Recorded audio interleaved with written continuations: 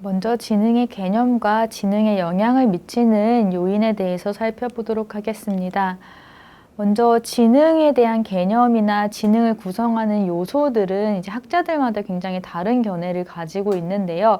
어떤 학자들은 지능 검사를 했을 때 나오는 지능 지수가 이제 지능이다라고 얘기를 하거나, 아니면 인간이 어떤 것들을 배울 때 학습할 수 있는 능력을 지능이라고 얘기를 하거나, 아니면 어떤 사람이 가지고 있는 총 지식의 양, 이런 것들이 지능이다라고 얘기를 하거나, 여러 가지 의견들이 많이 있습니다. 하지만 학자들이 대부분 공통적으로는 언어 능력이 이제 하나의 지능의 요인으로 들어가기도 하고요.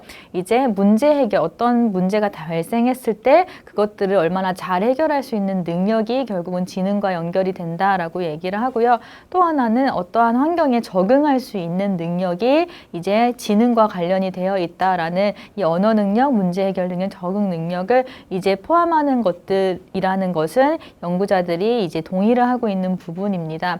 하지만 이제 지능이 하나의 단일한 능력인지 아니면 여러 가지 요인들이 합쳐져서 나온 이제 능력인지에 대해서는 이제 학자들마다 여전히 논쟁이 있는데요.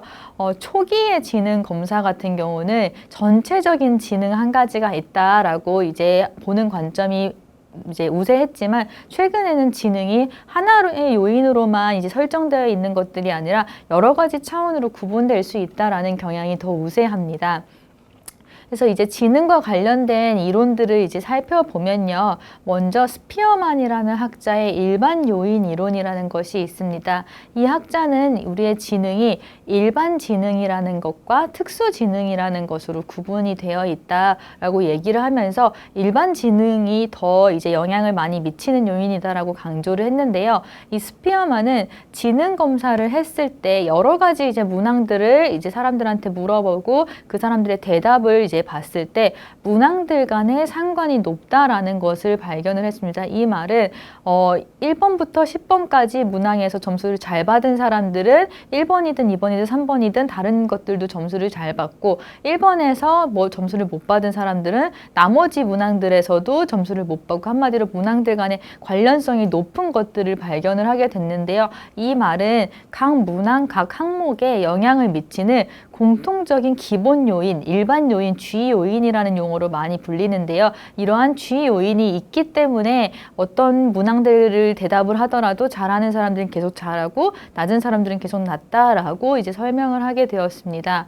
이제 그렇지만 G 요인으로만 다 설명을 하기에는 이 G 요인이 영향을 미치는 게 1번 문항을 해결할 때는 뭐 이만큼의 영향을 미쳤다면 다른 문항을 해결할 때는 더 크게 영향을 미친다든지, 이런 영향을 미치는 정도가 다르기 때문에 어떤 항목을 측정하느냐에 따라서 독특한 특성이 있는 특수 요인, S 요인이라는 것이 있다라고 이제 설명을 더 추가를 했습니다.